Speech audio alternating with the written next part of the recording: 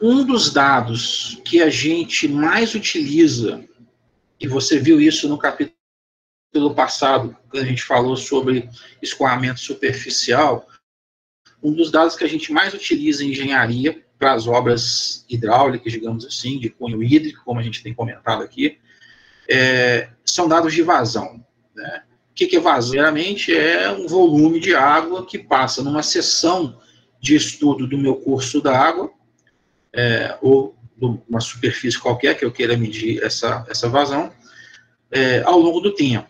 Tá? Então, nada mais é do que a passagem da água ou de um fluido qualquer, mas no nosso caso aqui é vazão de curso d'água, né? A passagem dessa água num ponto de medição. Você escolheu a ponte do Manuel Honório para fazer a medição de vazão do Rio Paraibuna. Então, é a vazão que passa naquela seção em que você está estudando, que você está fazendo essa medição. Se você partir para uma ponte mais amontante ou uma seção mais ajusante, pode ser que essa vazão tenha uma variação, apesar de ser o mesmo rio, mas eu tenho áreas de contribuição diferente, cobertura superficial diferente, posso ter um solo diferenciado entre esses pontos de medição, ao passo que as vazões podem ser diferentes para o mesmo curso d'água, daí a gente tem que definir o ponto do curso d'água aonde eu estou levantando essa informação, tá claro? Muito bem, as medições de vazão, então, de cursos d'água podem ser feitas de diversas formas, como, por exemplo, a utilização de princípios volumétricos, princípios colorimétricos, estruturas hidráulicas, como calhas e vertedores, métodos velocimétricos, vou medir a velocidade da água, e aí eu estimo a vazão depois multiplicando pela área, métodos acústicos, métodos eletromagnéticos, entre outros. Tá? Então, você vai ter mais de uma maneira de se determinar a vazão no curso d'água, tá? Qual método utilizar? Vai depender das condições disponíveis em cada caso. Se você tem ou não um equipamento próprio, se você tem condição de alugar um equipamento X, Y, Z, se a empresa tem condição de bancar um equipamento mais moderno, que tem uma facilidade maior para medir essa vazão, ou ela tem que trabalhar com equipamentos de menor custo, né? E também das condições do curso d'água. Tem método que é propício para cursos d'água menores, tem métodos que atendem melhor cursos d'água de maior porte, então vai definir também, o tipo do curso d'água vai definir também qual método que você poderá utilizar, tá bom? A gente vai descrever os principais métodos aqui, para você ter essa noção. Então, o método volumétrico, como o próprio nome já diz, ele se baseia no conceito de volumétrico de vazão. Então, como a gente acabou de definir vazão, ela é um volume que passa por uma determinada seção de controle na unidade de tempo. Então, se eu conseguir medir um volume com um recipiente e o tempo que esse recipiente ou que esse volume é atingido, eu consigo determinar, eu posso chamar isso de vazão. Então, eu tenho que utilizar um dispositivo que concentre todo o fluxo do curso d'água, né, conhecido em um recipiente. Eu meço o tempo para esse recipiente chegar no seu volume total e consigo fazer o volume por tempo, divido um pelo outro. Eu tenho aí a chamada vazão do curso d'água medida pelo método volumétrico. Como você já pode ter observado, se eu tenho que desviar todo o volume, né, toda aquela água do curso para um recipiente e aí medir, você vai imaginar que grandes rios eu não consigo fazer isso. Eu consigo fazer isso para pequenas fontes, para minas, para pequenos canais de irrigação, para uma tubulação, por exemplo, eu consigo fazer. Caso contrário, eu tenho que trabalhar com outro método, tá? Aqui, o método é tão simples, tá? A molecadinha do ensino básico fazendo um experimento de vazão, ó. Eles estão com uma mangueira, todo o fluxo da mangueira está sendo lançado dentro de um recipiente, no caso ali um balde, depois ele pode medir aqui ó, com uma escala qual que é o volume do balde, se ele já não tiver, então ele tem um volume conhecido, e o coleguinha aqui está marcando o tempo em que esse volume vai ser atingido. Volume dividido pelo tempo, eles têm a vazão que está saindo dessa mangueira aqui, por exemplo. O método simples, mas restrito a pequenos cursos d'água, tá certo? Um outro método interessante é o das calhas partial. As calhas partial são como vertedores, que é um outro método que a gente vai ver também, que são estruturas construídas no curso d'água. Então, eu instalo essa estrutura no curso d'água. Essa calha, ela possui a chamada curva-chave, que é como se fosse uma constante do aparelho. Lembra lá de topografia, quando você vai fazer levantamentos com teodolito, por exemplo? Não sei se você chegará a trabalhar com teodolito ou já com estação total, mas o teodolito, por exemplo, tem lá um número que corresponde a, não lembro exatamente o que o número é, mas está ligado à flecha do aparelho para você fazer a conversão das leituras do próprio aparelho, né? Então, cada calha vai ter esse número, que é chamado de curva-chave. Eu vou medir, eu vou instalar essa calha. Eu acho que tem uma foto aqui, ó, rapidinho. Eu vou instalar, acho que tem uma imagem da calha mais legal. Aqui, ó, aqui você está vendo uma calha partial em metal, né, em aço inoxidável. Você vê que o camarada instalou a calha aqui, fez uma barragenzinha aqui, ó, de terra, tá terminando aqui, ó, para que essa água dessa região converta o córrego e passe por dentro da calha partial. Aqui está o próprio partial na universidade em que ele trabalhava, instalou uma calha para seus experiments aqui de concreto, né, ela é fixa nesse córrego, e ele vinha fazer seus testes em uma dessas calhas, né. Então, a água vai ser desviada para passar por dentro dessa calha, né? E eu vou fazer uma medida, vou fazer uma medida da altura de fluxo aqui no estrangulamento. Você vê que a calha tem a boca de entrada e a boca de saída mais aberta, e tem aqui um estrangulamento, uma diminuição da seção da calha, aonde o fluxo aqui tem características não turbulentas, e quando ele é estrangulado e passa por uma seção maior, ele gera uma característica já mais turbulenta, uma velocidade, porque a área da seção diminui, e a gente vem e faz uma medida da altura da lâmina d'água dentro dessa calha, tem um ponto específico marcado na calha, você faz essa medição dessa altura da lâmina d'água que está passando por dentro da calha, e vem nessa equação aqui para estimar a vazão. Então, a vazão do canal vai ser igual a 1K, que é uma constante que depende da calha, lembra que eu falei da curva-chave, que multiplica o H, que é a profundidade medida dentro da calha, chamada de profundidade crítica, elevada a N, que também é uma constante do aparelho, ou da calha em si, tá?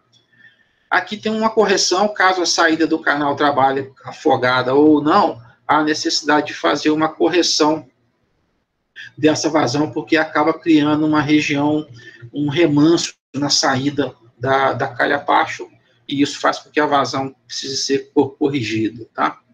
Então, é bastante simples. Aqui, ó, aqui ela se o fluxo se der sem acumulação dessa água aqui, ó, que ficar submergida ou afogada, não há necessidade de fazer a correção. Caso a água comece a represar aqui na saída, a velocidade está um pouco baixa, por exemplo, há necessidade de fazer aquela correção, tá? Então, você observa que é um dispositivo simples, de fácil medição, você vai tomar uma medida dentro do dispositivo para fazer essa leitura, e já vai calcular, estimar essa vazão aí. Mais uma vez, não dá para fazer isso no Rio Amazonas, por exemplo, né? Você fazer uma calha do tamanho da seção do rio, desviar toda a água do rio, você já imagina que são para também pequenos cursos d'água, tá certo? Esse dispositivo. Os vertedores, né? Todo mundo sabe o que é um vertedor? Como o próprio nome já diz, ele é um dispositivo que a água verte por ele, passa por ele, né? Sem trazer nenhum tipo de prejuízo, em função de que ele é preparado para que a água possa passar por ele, né? Ele é adequadamente dimensionado e executado de forma que isso não traga nenhum problema, né? Na verdade, em barragens, os vertedores são dispositivos de segurança. Consegue ver, meu irmão? Você tem a cota da barragem aqui, até aqui em cima, e a água até uma certa cota. Essa água passar dessa cota máxima, pode ser que ela galgue a barragem, que ela ultrapasse a cota da barragem, e a velocidade de escoamento, né, a força com que a água faz isso, pode ser prejudicial aqui a jusante da barragem, gerando problemas de erosão, principalmente se for barragem de terra, né? Gerando problemas de estabilização e até a ruína da barragem. Várias barragens que romperam por galgamento, né? A água passou por cima devido a uma chuva muito intensa e a barragem acabou sendo destruída por esse galgamento, né? Então, o vertedor é um dispositivo instalado em algum ponto da barragem, de forma que a água, quando chega numa certa cota crítica, ela passe pelo vertedouro. Normalmente são peças de concreto, com a condução de água adequada à jusante da barragem. São dispositivos dimensionados para dar segurança aos barramentos, tá? E também o vertedor, por ter uma seção transversal conhecida, a gente consegue desenvolver equações que, mediante a altura da laminar que passe por ele, a gente consiga determinar ou estimar uma vazão que está passando ali por aquele momento, né, naquele momento. Então, a gente pode ter os vertedores triangulares. Aqui está um vertedor triangular do tipo Thompson. A barragem está aqui à esquerda da foto. Você está vendo uma casinha aqui. À esquerda dessa casinha está a barragem. E aqui à direita, você está observando um canalzinho de concreto com um vertedor, uma barreira, né? A água vai passar por cima dessa barreira e você observa que ela tem uma fenda triangular aqui, ó, no meio, por onde passa a água e por onde eu meço a altura da lâmina d'água, entre o vértice inferior dessa abertura triangular e o topo da lâmina d'água, e a superfície da água, né? É essa altura H aqui da equação à esquerda. A vazão, então, estimada dessa forma, por esse vertedor triangular, é 1,42, que multiplica H elevado a 5 meios, tá?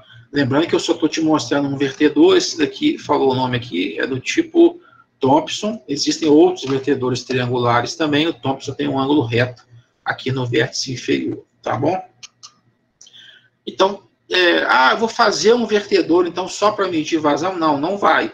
Aqui é uma obra de uma barragem, que não está aparecendo aqui na foto, mas está aqui à esquerda, e a obra da barragem necessita de um vertedor como dispositivo de segurança, como um dos dispositivos de segurança, né? Dessa forma, eu vou aproveitar o vertedor e vou instalar um vertedor triangular para medir vazão, um vertedor retangular para medir vazão, o que o projetista imaginar. Então, eu estou utilizando de um dispositivo que eu já necessito fazer a construção no meu projeto para tomar medidas de vazão e fazer esse controle. Aqui um vertedor retangular, então você está observando que a abertura aqui agora é na forma de um retângulo, como se fosse um dente rebaixado aqui no corpo da barragem. Você já consegue ver o barramento aqui um certo período, né, uma pequena barragem de concreto, e um vertedor aqui por onde a água extravasa quando a cota atinge aquele nível, né? O cara vem aqui, a réguinha do lado aqui para medir o nível do reservatório, ele mede a lâmina d'água, do topo da superfície da água até a base do vertedor, é essa altura H aqui.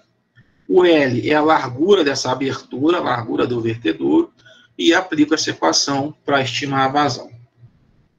Ok? Aí aqui tem alguns dados sobre esse método. Triangular é mais preciso, com um erro relativo à vazão na ordem de 1%. É aconselhável o uso do vertedor triangular para vazões pequenas, a ordem de 0,030 metros cúbicos por segundo. O retangular apresenta erros relativos à vazão de 1 a 2%, então o erro pode ser o dobro do erro do vertedor triangular, porém ele é mais sensível a mais variação de vazão, então dá para trabalhar com vazões maiores, porque ele consegue avaliar essas variações aí em vazões maiores, tá? O problema disso é o controle do assoreamento e do remanso a montante, né, causado pela elevação do nível de água. Quando não tinha essa barragem aqui, por exemplo, o curso d'água tinha uma certa vazão. Construiu a barragem e acumulou água e depois começou a gerar esse extravasamento. Se o rio tinha antes, ele tem a mesma vazão agora. Teoricamente, sim, mas gera problemas aí de remanso e assoreamento no curso d'água, que diminui essa velocidade do escoamento pelo reservatório, podendo dar uma falsa impressão que a vazão é menor do que era antes da instalação da própria barragem, tá? O método ultrassônico também é um método bastante interessante. são utilizados aí 2 aparelhos de ultrassom que tanto emitem quanto recebem, né, essa onda ultrassônica. Então, ele tem o emissor e tem um receptor embutido no mesmo aparelho. Eles são posicionados um de frente para o outro dentro do curso d'água. Acho que eu tenho uma foto aqui, ó. Então, você coloca um aparelho, aqui está o canal, que eu estou querendo medir essa vazão.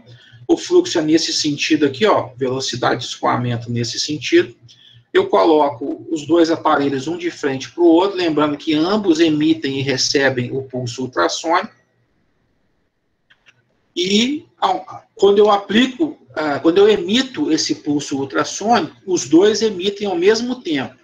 Então, o pulso sai com velocidade ultrassônica de ambos os aparelhos em direção ao outro, né? Então, o da esquerda emite em direção ao da direita, o da direita emite o ultrassom em direção ao da esquerda. Esse pulso ultrassônico e a velocidade do rio está nesse sentido. Esse pulso ultrassônico, ele vai chegar aqui a uma velocidade C do ultrassom mais a velocidade V do pulso d'água.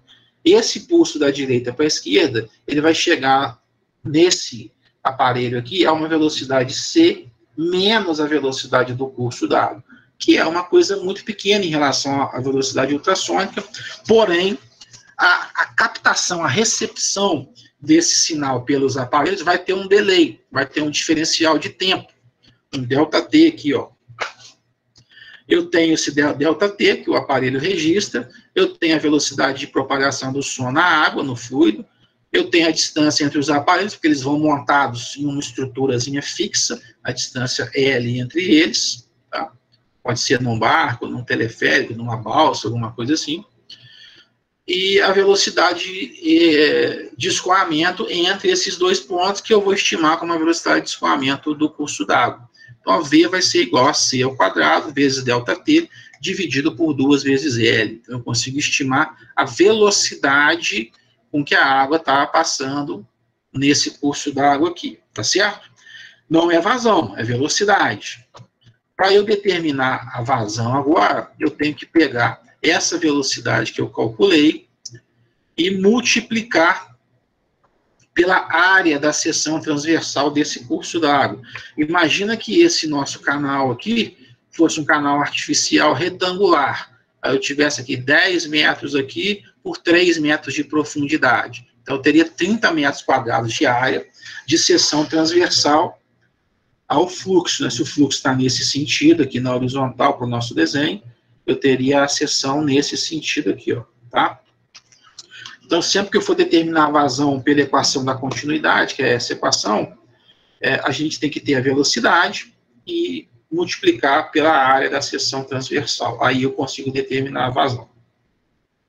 Ah, Soldati, mas para um canal, como você citou agora o exemplo, é tranquilo, né? Se for um canal retangular, trapezoidal, semicircular, eu consigo determinar a área facilmente. Mas e num rio, num valão, num córrego, que eu tenha, o fundo não é regular, as margens não são regulares, como é que a gente vai fazer isso? Eu vou te mostrar um pouco mais à frente.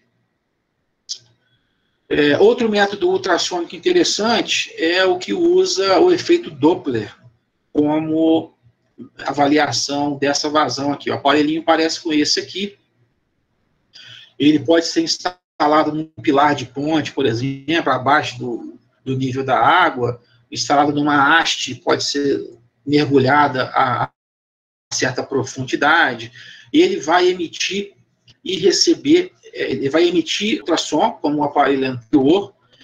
Esse ultrassom, essa onda, ela vai refletir e refratar nas partículas contidas na água, e, eventualmente, uma reflexão dessa retorna ao aparelho, e ele consegue determinar, através dessa velocidade, da frequência com que ela retorna, se essa partícula está se deslocando em relação ao aparelho.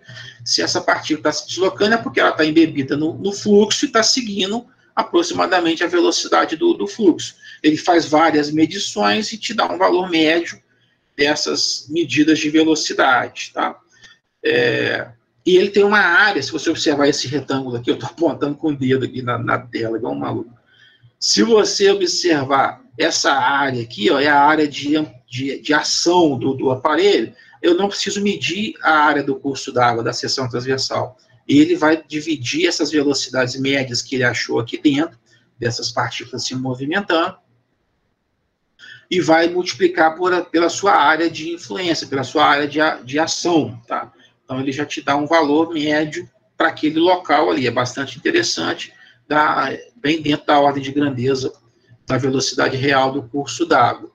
É interessante você pensar que ele pode ser instalado tanto no sentido contrário quanto a favor do fluxo, né? Porque se ele está no sentido contrário, as partículas estão se aproximando dele, né? Está chegando perto do aparelho. Aí o efeito Doppler vai fazer com que a reflexão dessas ondas chegue para ele de volta numa frequência maior. O objeto está se aproximando, né, do aparelho. Se ele estiver instalado no sentido a favor do fluxo, né, essas partículas estão se afastando do aparelho, a velocidade então é nesse sentido, e a onda vai retornar, o pulso ultrassônico vai retornar para o aparelho numa frequência menor, né, numa amplitude maior. O efeito Doppler, você deve lembrar da física, é aquele da ambulância, né, da sirene. Você está parado na rua e está passando uma ambulância com a sirene ligada, por exemplo. Quando ela vem se aproximando de você, você nota que o som fica mais estridente, vai ficando mais agudo, vai aumentando a frequência da onda sonora. E ela passa por você e vai se afastando. É claro que o som vai ficando mais baixo também, pela distância, mas você nota que vai ficando menos estridente, o som vai ficando mais grave. Então, ele está fazendo com que as frequências que retornem para você sejam menores devido a esse afastamento, tá ok? Um aparelho bastante interessante.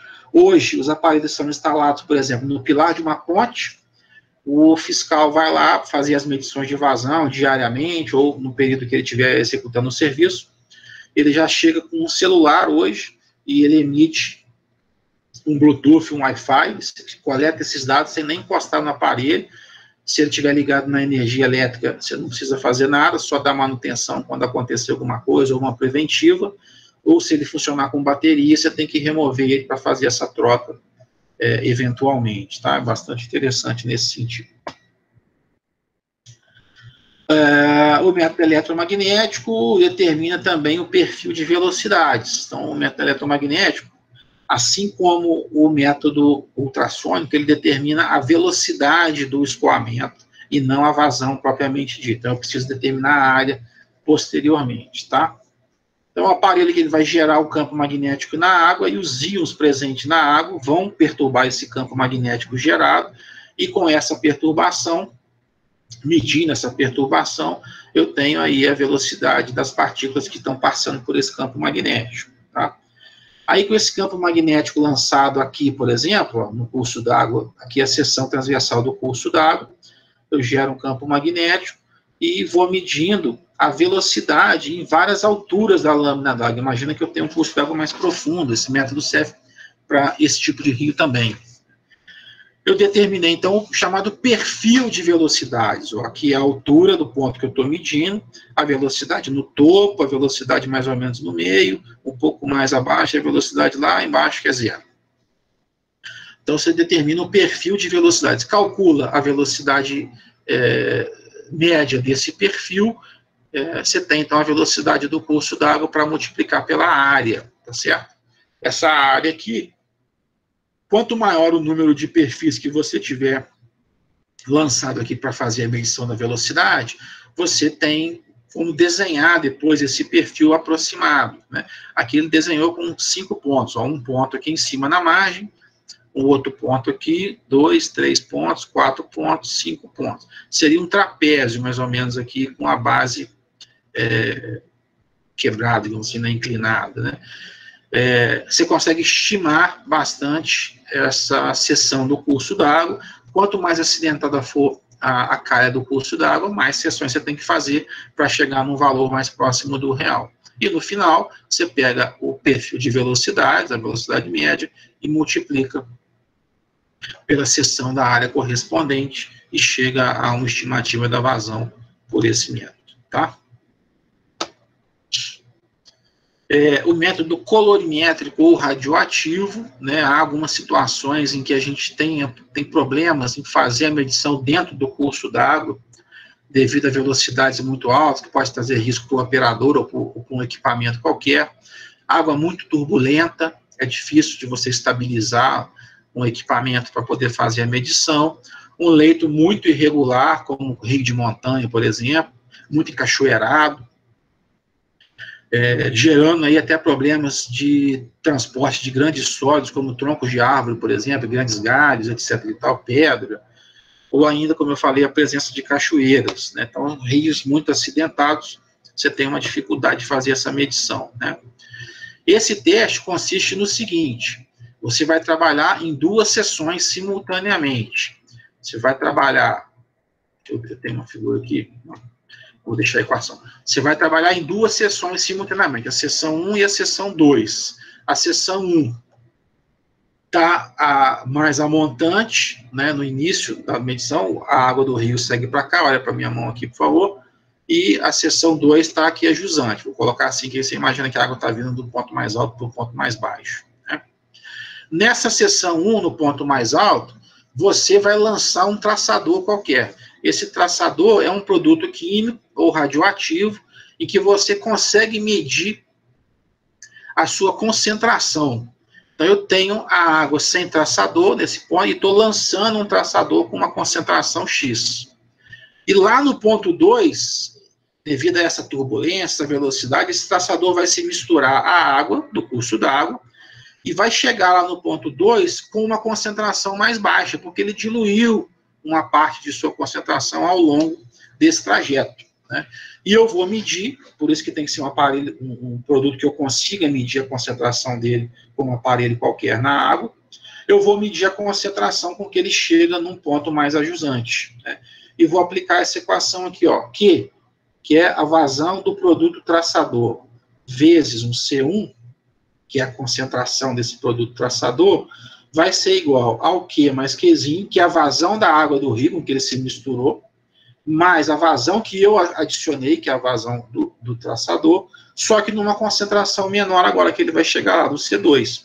Eu estou fazendo meio que uma ponderação entre a concentração de entrada e a concentração de saída de um traçador qualquer, né? Aqui, então, é só isolar o Q maiúsculo é a vazão do curso d'água que eu estou buscando. Eu consigo fazer essa estimativa de vazão do curso d'água.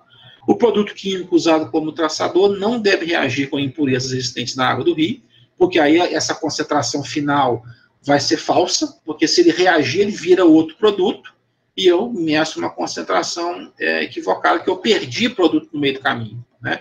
Eu não quero que ele se perca, ele vai se diluir apenas. Então, se for um produto que reaja com alguma impureza da água, se a água não for pura, por exemplo, for uma água de um sistema de tratamento, um efluente industrial, você tem que saber se o produto que você usar pode ter reação com algum produto químico contido na água, tá? E muito menos ser prejudicial à fauna afora, principalmente trabalhando aí em regiões com um ambiente controlado, né, como áreas de proteção, cursos d'água, a montante de cidade, etc. E se o traçador for radioativo, há necessidade também de fazer uma correção do decaimento desse produto com o tempo, porque ele vai se perdendo em termos de concentração ao longo do tempo pelo decaimento radioativo. Mas é mais comum o colorimétrico, tá? O traçador químico, sem radioativo. O método do molinete, um método bastante utilizado também para cursos d'água em geral. Ele pode ser utilizado para curso d'água pequeno, grande, médio, né? Tem uma aplicação vasta desse tipo de método. O que é o molinete? Parece um torpedinho, né? O molinete, ele é uma hélice, você está vendo essa hélice aqui amarela, dotada de um conta-giros aqui nessa parte blindada e vedada, na qual, cada vez que a hélice dá o número fixo de giros, ele emite um sinal. Então, você pode programar para 5 giros. Aí, a hora que essa hélice girar 5 vezes por completo, ele emite um sinal. A cada sinal emitido, você sabe que ela deu 5 giros, tá? E depois você converte esse giro em velocidade e determina o perfil de velocidades do curso d'água naquela seção, tá? Hoje a gente já tem molinetes mais modernos, né, em que ele já faz essa conta automaticamente para você e já te manda um sinal também, ou via Wi-Fi, via Bluetooth, ou via cabo, em que você já conta essa velocidade propriamente dita e não precisa ficar contando giro, tá? Mas se precisar contar giro, tem a equação de cada um deles, que normalmente é uma equação que me dá a velocidade, cadê o mouse? Que me dá a velocidade em função de duas constantes do aparelho e do número n aqui, que é a frequência, que é o número de giros por segundo, tá? Aí, só para falar, só para lembrar aqui, ó, se a velocidade do curso d'água for muito alta, você tem que programar ele para muitos giros. Imagina a velocidade muito alta e você programou para 5 giros. Ele vai ficar assim, apitando, e você não vai conseguir contabilizar. E se a velocidade for muito baixa, você tem que contabilizar para pouco giro. Imagina a velocidade muito lenta do curso d'água e você colocou lá para 10 giros. Aí ele vai lá, até ele dar 10 giros, você está esperando, né? Então, você pode configurar ele em função da velocidade estimada ali do curso d'água, para facilitar aí a contagem do número de giros, tá? No automatizado, isso não vem ao caso. Bom, o molinete pode ser fixo numa haste, como você viu aqui, ó, né? Aqui você está vendo uma haste manual, aqui à esquerda, e o molinete lá embaixo. Aqui você está vendo uma haste fixa num caminhãozinho, numa caminhonete aqui, vários molinetes instalados ao longo de uma mesma haste. Então, quando ele descer essa haste, ele vai travando e destravando, ou tomando medidas automáticas de cada um deles, e ele já gera um perfil ao longo de toda essa haste aí, com vários aparelhos, tá? Caso eu não consiga, caso o curso d'água seja muito profundo, e eu não consiga estabilizar uma haste para poder fazer essa medição, a gente utiliza um aparelho chamado de peixe, que nada mais é do que um contrapeso, um lastro, que vai aqui na base do aparelho. Esse contrapeso tem um desenho meio hidrodinâmico, né, para a água passar por ele, um leme aqui para dar uma estabilizada horizontal e vertical. Ele tenta estabilizar o aparelho, que vai num cabo, aqui você está vendo o cabinho aqui, ele desce numa carretilha assim, tipo um molinete mesmo, ele vai lá embaixo, um outro molinete, né, de pesca, né, ele vai lá embaixo e estabiliza, faz a medição e retorna. Esse laço, dependendo da velocidade do curso d'água, pode ser de 10 até 100 quilos, né? Se for de 10 quilos, ainda dá para a gente suportar. 100 quilos eu já preciso de uma estrutura para fazer essa leitura. Velocidades que podem ser medidas com molinete, na ordem de 9 km por hora, ou 18 km por hora com lastro, e com haste até 9. Acima desses aí, o risco para o operador e para o equipamento passam a ser muito altos. Em boas condições, a precisão relativa para uma vazão assim medida é da ordem de 5%, ou seja, bem maior o erro de medição do que do vertedouro, mas um curso d'água, como é que eu vou fazer um vertedouro, né, numa ponte ou num curso d'água qualquer? O vertedouro a gente vai utilizar lá na barragem, né? Aqui você está vendo a medição a val, que o cara passa pelo ponto de val do curso d'água, que dá para passar a pé, por exemplo. Medição aí sobre uma ponte. Ponte é um excelente ponto de medição de vazão, porque é um ponto que está lá constante, estável, que você consegue acessar por cima da lâmina d'água sem maiores dificuldades. Caso não tenha uma ponte, você pode instalar um teleférico e mandar o estagiário lá fazer a leitura, né? Estagiário. Aqui pode medir com barco também, então você pode, dependendo do curso d'água, você pode trabalhar aí de diversas formas para instalação e medição com o molinete. Agora, o molinete, como a gente falou, ele vai te dar a velocidade. Eu voltei àquela figurinha do perfil de velocidades, né? As velocidades são determinadas em várias alturas ao longo do perfil do curso d'água e em vários pontos ao longo dessa seção transversal, né? Eu determino, então, a velocidade média com o molinete em vários pontos e calculo a média, multiplico pela área, que eu posso estar determinando como. Se eu estou trabalhando com uma haste ou com cabo, a hora que esse cabo, essa haste tocar o fundo, eu tenho a altura em cada seção dessa. Se eu tenho a altura de cada seção, eu consigo determinar uma seção aproximada, né, uma dimensão aproximada dessa seção transversal e calcular a sua respectiva área, tá? Caso contrário, eu posso calcular a área por batimetria, que é a topografia em regiões subaquáticas, né? Deixa eu ver aqui. Aqui eu estou te falando, você vai achar isso até melhor no livro de hidrologia, né, que a gente está utilizando aí como nossa fonte. Como que você calcula a velocidade média em um perfil, né? Você pode calcular através de vários pontos, como o caso desses perfis aqui. Você pode calcular de 2 pontos apenas, medindo um ponto a 80% e um a 20% da profundidade, e calculando a média entre esses dois. Quando o rio é muito raso, com menos de 1 metro de profundidade, você pode trabalhar com um ponto só, mede a velocidade a 60% da altura, e considera esse como a velocidade média, ou vai medindo a velocidade e deslocando o molinete, e anotando esse número de giros, de forma que você consegue fazer o cálculo daquela área do perfil, né, da áreazinha desse perfil aqui, essa área dividida pela altura, depois você tem a velocidade média. Tá? Então, vai depender das condições, depois você dá uma lida nisso aí. O desenho, né, de pontos múltiplos, 2 pontos, só para ilustrar. Para medir a seção transversal, então, como eu falei, você vai medir ou com a haste, ou com o cabo, ou através de levantamento batimétrico. A distância horizontal entre as margens você pode fazer também por topografia, um teodolito, uma estação total, instalada numa margem, fazendo leitura na outra margem. Esses dados são importantes, né? Essa tabela aqui da norma do DNPM, que é o Departamento Nacional de Pesquisa Mineral aqui no Brasil, ele sugere o espaçamento entre os perfis ao longo do curso d'água. Então, se o rio tem uma largura de 3 metros, você vai fazer perfil a cada 30 centímetros. Se o rio tem uma largura de 3 a 6 metros, perfil a cada meio metro. E assim vai até rios da ordem de 250 a 400 metros de largura, você vai fazer um perfil a cada 12 metros, por exemplo. É uma sugestão da norma do DNPM para você ter uma precisão, tanto na média de velocidade, quanto na estimativa da seção transversal para calcular essa área, tá? Essa figura aqui mostra para a gente o método de calcular a vazão em cada seção e depois somar tudo para a vazão total. Então, se você pegar, por exemplo, uma seção, deixa eu ver se eu tenho um outro desenho aqui, ó.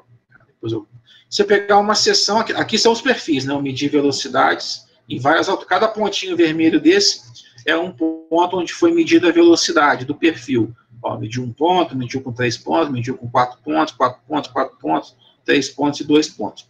Essa largura aqui eu tenho, medida por topografia, por exemplo. Os perfis com hastes ou com cabo me deram essas profundidades, então eu consigo determinar a seção aproximada, que vai ser um trapézio, dando um zoom nesse perfil aqui, ó. Você vê esse perfil e a figurinha dele à esquerda, o fundo não está curvo aqui, porque eu não medi nada aqui no meio, né? Eu medi esse ponto e esse ponto aqui.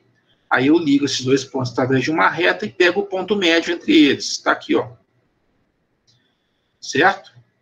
Aqui em cima também é água, então é horizontal, e essa altura aqui eu tenho. Então eu tenho a área à esquerda desse perfil. Faço a mesma coisa para essa área churada aqui, ó, e tenho a área à direita do perfil. Então, somo essas duas áreas, multiplico pela velocidade média desse perfil, eu calculei a vazão. Que vazão? A vazão nesse trapézio aqui, ó, que está passando nesse trapézio aqui, não a do rio todo. Eu faço isso para cada perfil e depois eu somo as vazões em cada trapézio daquele ali, como se fosse a vazão para toda a seção do curso d'água. Tá certo?